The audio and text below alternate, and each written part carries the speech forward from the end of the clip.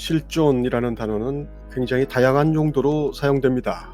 그래서 이야기를 꺼내기 전에 그 범주와 범위를 정해놓지 않으면 같은 단어를 전혀 다른 뜻으로 사용하는 경우가 적지 않습니다. 물론 이 단어를 일상적으로 쓰는 일은 많지 않지만 써야 할 때는 그래야 오류가 적다는 의미입니다. 그런데 단어 뜻만 보면 그럴 일이 없어 보입니다. 실존, 실로 존한다. 이게 어려운 단어도 아니고 왜 이 단어가 서로 다른 의미를 뜻하는 용어가 되었는지가 의문스러울 수도 있습니다. 문제의 발단은 역시 서구 철학에 있습니다. 실존. 이 단어가 복잡한 뜻을 지니게 된 것은 20세기 초반에 태동한 일종의 사상적인 유행을 실존주의라고 불렀던 데서 유래합니다. 그냥 나타난 것도 아니고 그간의 주류에 반대하는 사상의 흐름이었습니다. IMD 채널을 통해 잠깐 언급할 정도로만 소개해드린 서구 철학의 존재론, 인식론 같은 본질을 탐구하는 철학에 대한 거부감을 표시한 철학자들의 입장이 실존주의였다는 겁니다. 이분들을 대할 때 난제는 같은 생각도 아니고 하는 이야기도 다 다른데 죄다 실존주의라고 부른다는 겁니다. 좀 난감하죠? 제 경우에 실존주의 하면 떠오르는 사람은 영화 배우처럼 생긴 작가 알베르 까뮈입니다. 이방인이라는 소설을 고등학교 시절 읽어서인가 어려운 말 많이 하는 니체도 같은 시절에 읽었건만 소설만 남았죠. 독일의 하이데거, 야스퍼스, 덴마크의 키에르케고르, 프랑스의 샤르트르 등을 대표적인 철학자로 듭니다. 더 심오한 연구는 김필영 박사님 같은 철학 유튜버들에게 맡기죠. 깨달음 공부에서 실존주의를 언급하는 일은 많지 않지만 서구 철학의 사조가 그 이후 아주 세속적인 실용주의 아니면 포스트 모더니즘으로 흘러가기 때문에 이런 경향을 두고 언급한 분들은 주로 미국에 둥지를 둔 학자들이었습니다. 대표적인 분이 켄 윌버나 데이비드 호킨스 같은 선각들입니다. 그들이 공통적으로 지적하는 것은 실존주의가 이성적 합리주의를 넘어서고자 하는 시도였지만 넘고자 하는 목표에 대해서는 전혀 알지 못해 좌절해버린 시도였다는 겁니다. 존재를 뿌리째 흔들어 놓는 결국 각자가 직면해야 할 핵심적인 경험이 있다는 것이 실존주의의 공통적인 주장이죠. 그 같은 경험은 기존의 언어로는 이름을 붙일 수 없기 때문에 세상이 무너지는 순간이라는 표현을 합니다.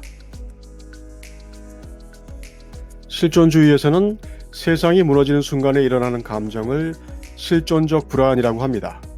관습, 이성, 철학, 종교에서 소외를 느꼈던 키에르케고르는 이것을 공포라고 부르는데 인간의 유한성이라는 근원적인 불안정함을 인식할 때 존재 자체에 회의를 느끼게 된다고 표현합니다. 샤르트르의 구토, 자살에 대한 까뮈의 탐색도 마찬가지이고 두려움보다 삶의 기반을 둔 새로운 가치를 추구하던 니체도 이 범위를 떠나지 않습니다. 이런 시도는 모두 인간의 삶의 가르침과 근거가 되었던 이전의 의미 구조가 더 이상은 유지될 수 없다는 예리한 통찰에서 나왔습니다. 더는 인간의 삶에 명확하고 절대적인 기반은 없는 것이죠. 그래서 신은 죽었다 하고 선언됩니다.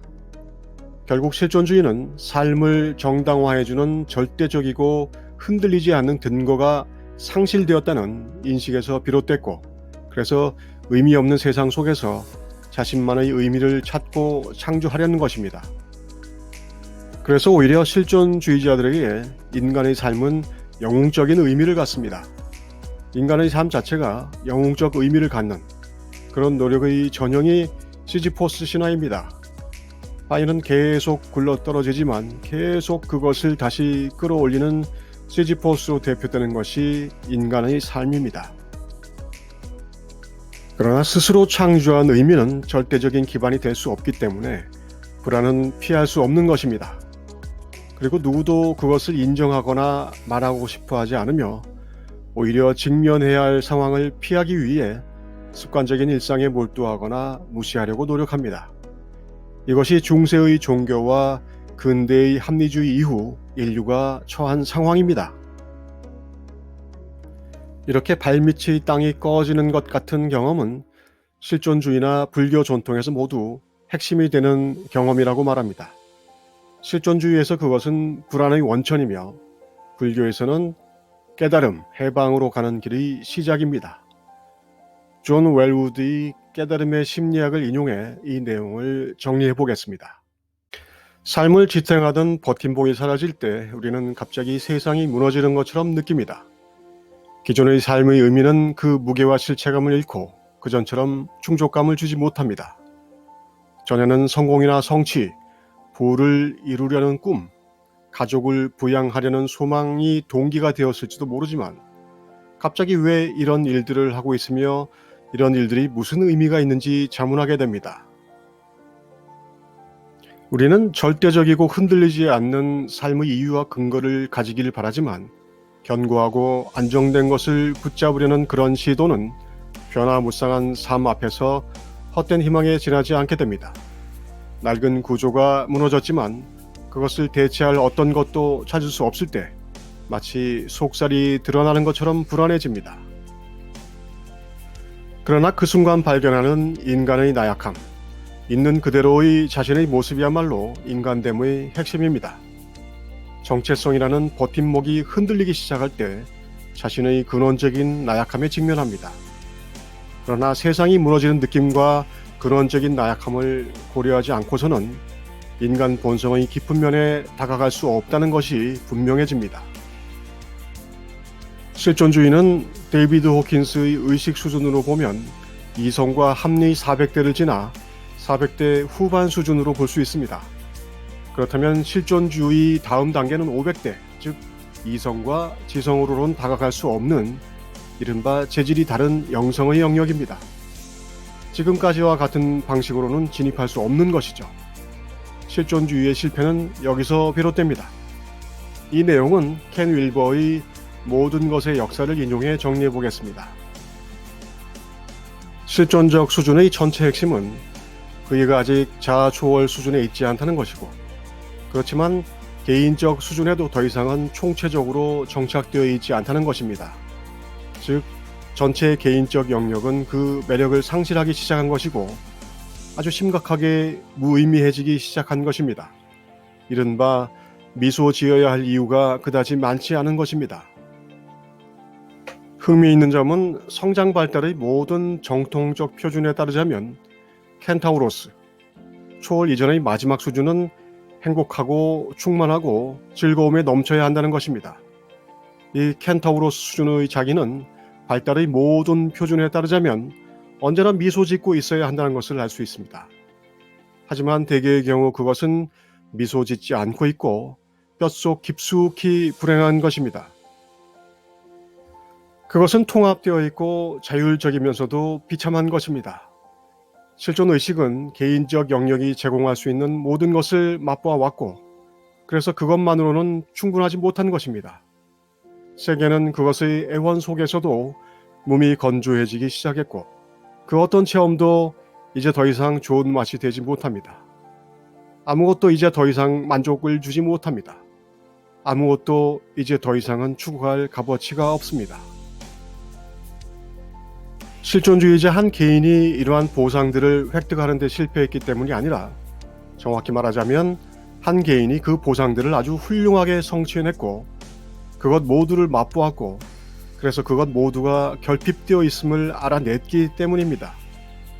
그러므로 자연스레 이러한 영혼은 그다지 마음껏 미소 짓지 않으며 이것은 모든 위안이 소용없게 되어버린 영혼인 것입니다. 세계는 최대의 승리를 쟁취하는 바로 그 순간에 곧바로 몸이 건조해져 버린 것입니다.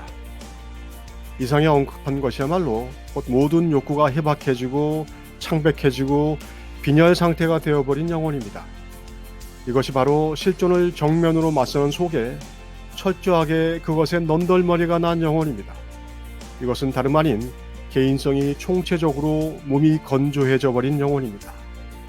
다시 말하자면 이것이 바로 초개인적 자아 초월 영역의 가장자리에 와 있는 영혼입니다. 좀 당황스럽게 느낄 수도 있습니다. 세계적인 철학자들이 우글거리는 이런 지점도 겨우 자아 영역에 불과합니다. 이성과 지성으로는 자아를 넘어서기가 사실상 불가능하기 때문에 그렇습니다. 이들 실존주의를 거꾸로 거슬러가면 만나는 원조격인 칸트는 그나마 좀 더 접근했습니다. 그의 3대 비판서의 핵심을 한마디로 줄이면 진리는 이성, 지성, 즉 생각으로는 알 수 없다는 논증입니다. 서구 철학자가 불교식 표현인 진리는 언어도단임을 밝혀낸 것이죠. 수천 년 전에 이미 불교가 확정한 언어도단을 수천 년 후 세계적인 지성으로 평가받는 극히 일부가 겨우 그런 것 같다는 수준으로 밝혀낸 것입니다. 그마저도 칸트가 자아를 초월한 의식을 체험한 것도 아니며 불교식 표현으로 일견도 아니고 기독교식 표현으로 성령에 속한 사람도 아닙니다. 체험적 확증이 아니라 사고적 추론일 뿐입니다.